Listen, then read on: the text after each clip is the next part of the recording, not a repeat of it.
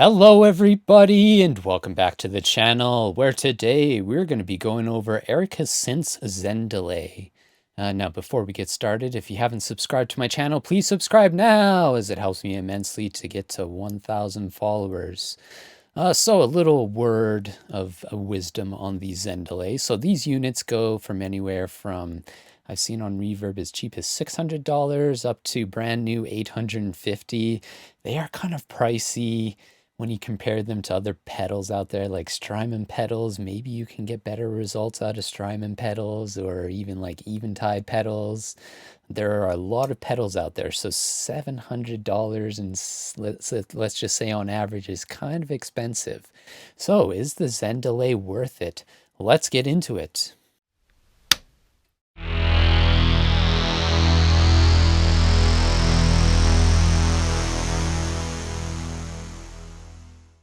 Okay, so here it is. This is Erica Synths Zen delay. Quite a simple unit. So this is a stereo delay pedal with a bunch of different delay options, and it's also kind of like it's got a little bit of a tube stage in it as well. Kind of a unique pedal because there is actually a tube in this, as you can just kind of see here, and it's covered up by this, I don't know, fancy little metal bar to make sure you don't break your tube. Now this has a MIDI in the back. It's got obviously a stereo pair in, a stereo pair out, and then just a 9-volt DC. I'm going to fire this up, and you can kind of see the little tube starts to glow yellow there. You get your bypass button on. So I'll briefly go over what's going on here. So very simple, couple of knobs. So you've got basically your feedback time, or your delay time, I should say. You've got your feedback level. You've got your mode select, which kind of correlates to the little modes here on the middle of the unit. You've got a dry wet signal, and then you've got a filter here. So you can set this to a bypass, a low pass, a band pass, and a high pass. And then you use this knob to set the frequency, and you've got a resonance, and then this is the tube drive level. And then this knob right here kind of correlates to the in level. So this is like kind of your, in a sense, your gain stage. So you could send, in a sense, a lesser volume into the unit, kind of drive it with the tube, and then send it back out to your channel, or however you have this routed, so to say. So for the purposes of this video, I'm just using the 2600, just a little simple patch I made. So I'll play that right now with everything dry.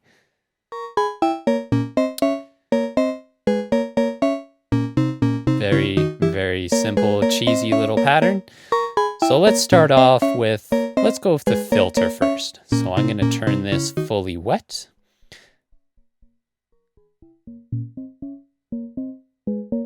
So right now this is set to a low pass. Pretty standard filter. Let's turn up the resonance a bit.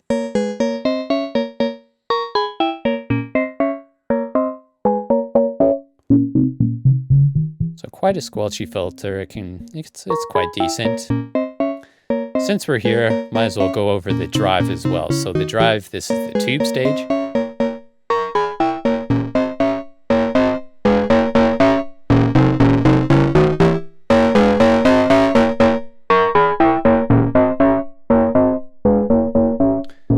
So the drive does have a lot of drive to it, so to say. Is it a drive I use very often? Not really. Not really, I would say. It does do its purpose. It's okay. So anyways, let's go over to the delay section. So you've got a tape. You've got a tape ping pong, you've got a digital ping pong, you've got a digital, and then you've got a vintage. So I'm just going to turn this filter off, turn the drive off, send this wet, and we'll go through each of them. So the first one is a tape delay. So when I start to turn up the feedback level, or sorry, the delay time level,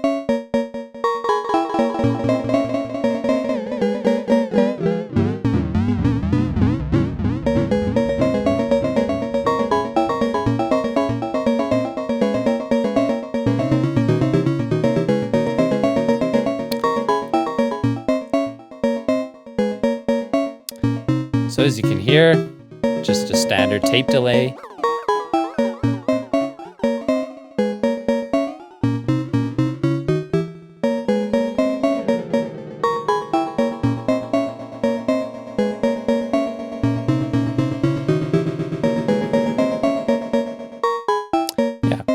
Decent. The tape is decent. Now the ping pong starts to do a little bit of a left and right thing, so to say.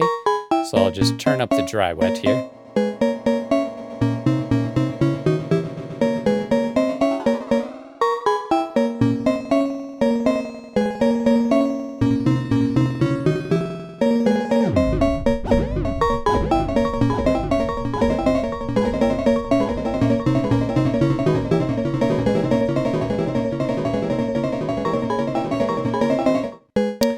Yes, and let's go into the digital ping pong.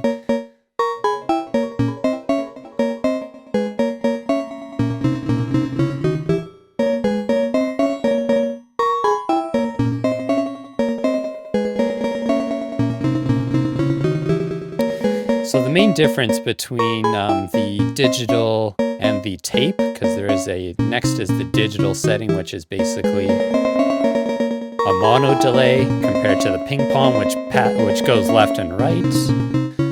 The main difference is digital, you don't get like the whole tape effect where if you switch the delay time, it makes the weird. Digital is just a straight digital delay, so to say. Now the last mode, I think, is absolutely useless on this unit. Now this is called the vintage. And as soon as you start to use it, you just get a bunch of noise.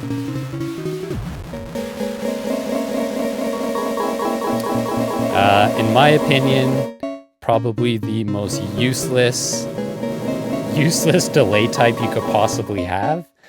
I've updated this unit to the latest firmware, I believe, and it still has that noise in there. I don't know, if noise is your thing, you'll definitely like this pedal. But for me, I almost never use that vintage setting as it's too noisy, way too noisy for me. Now, when it comes to the dry and wet also, you can send the delay. Let's use a digital for this one, digital ping pong. Let's just get a basic kind of setting going on here. And then let's use a bit of the low pass on this as well.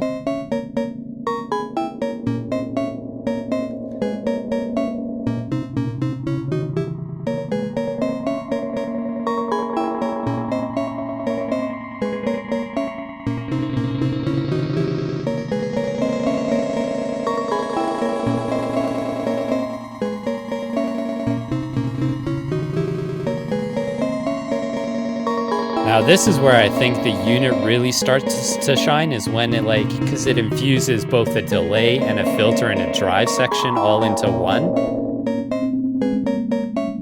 And it's kind of laid out very nice to just be able to play with it whilst you're jamming along, so to say. So this is one of those, in a sense, pedals that's meant to be played, in my opinion.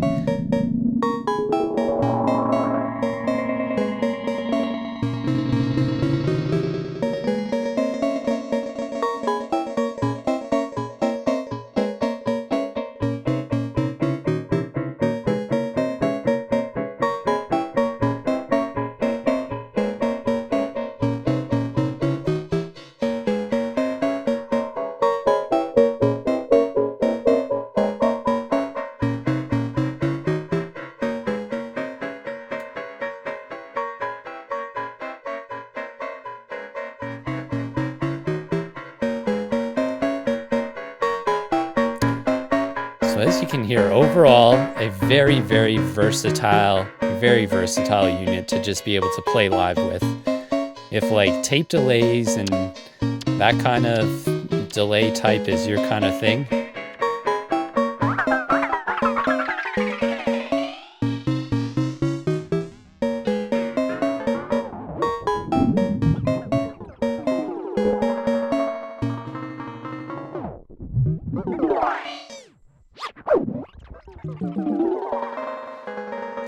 can get like a whole bunch of weird different little noises for your kind of basic patches, so to say. Now one thing I want to discuss is I'm going to turn off the filter and everything. Actually, let's turn the filter up. Now I have a older unit, so this is one of the first serial numbers for the unit. It was one of the first to come out, I believe. So it has this weird noise floor to it. I'm just going to mute this pattern.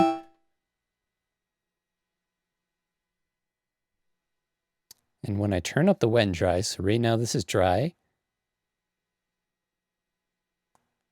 And as I turn up the wet dry,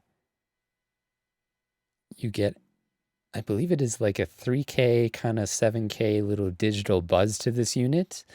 And with the first production model numbers, for some reason, all of them came out with this noise, so to say. Now, another issue I have with this is when it relates to phase correlation.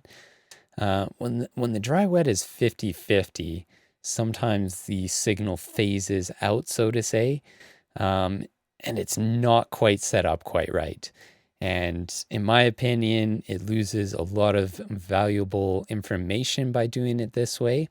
I don't know how they have it routed inside the unit, but for some reason, the dry wet has a tendency to have a little bit of weird phase correlation to it.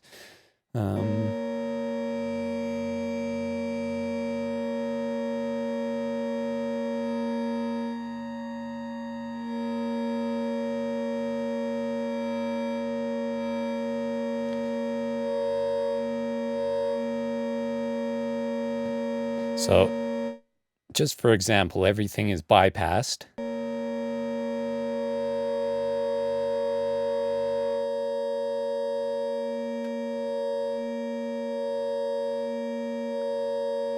And as you can hear, like the dry wet level is not kind of set up like you're kind of used to on a dry wet level.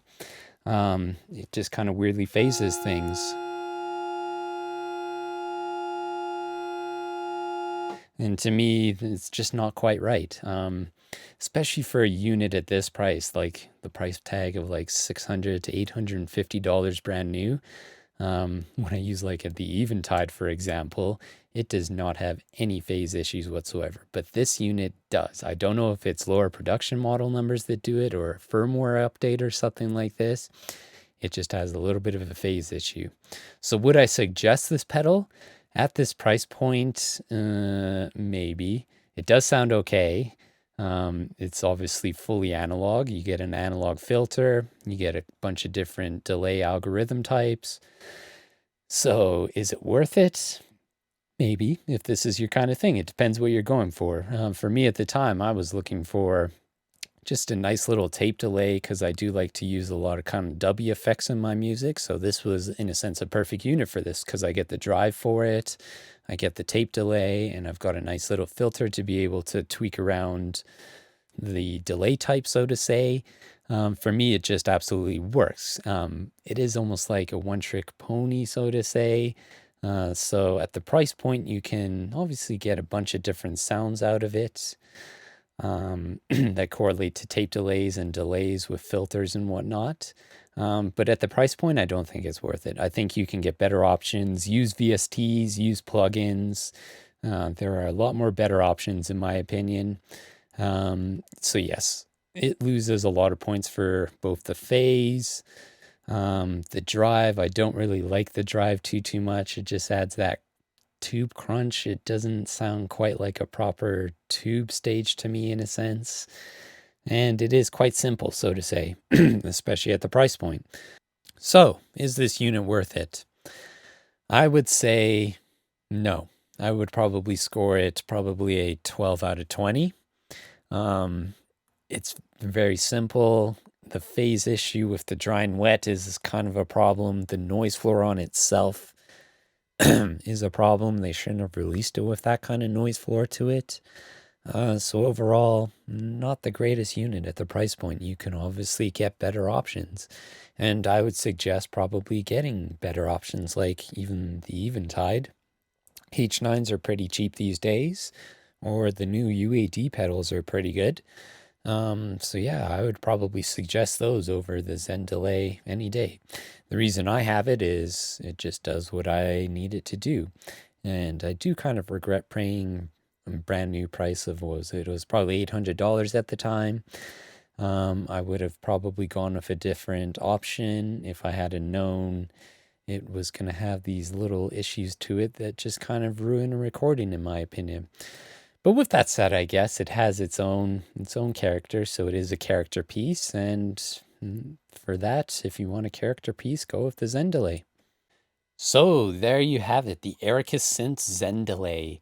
Is it a worthwhile purchase? The fact it has stereo kind of makes it decent for synthesizers. I think their whole idea was to use this unit for synthesizers, as it's not really your typical pedal where you have the little foot switches to turn it on and off. It's more of like you place it on your desk, so to say. So I think they had the right idea with this unit. I just think the way they routed the internal circuitry needed a bit more R&D to be able to make this worth the $700 on average price point you have to pay for one of these. I hear the newer serial numbers kind of fix the noise floor issue. It was something to do with a resistor. Obviously, I would have to send this back to Erica Synths to get that fixed, and that would cost more money. And to me, that's honestly not worth it. So if you're from Erica Synths and you want to fix this for me for free, reach out to me because I would like to get that fixed.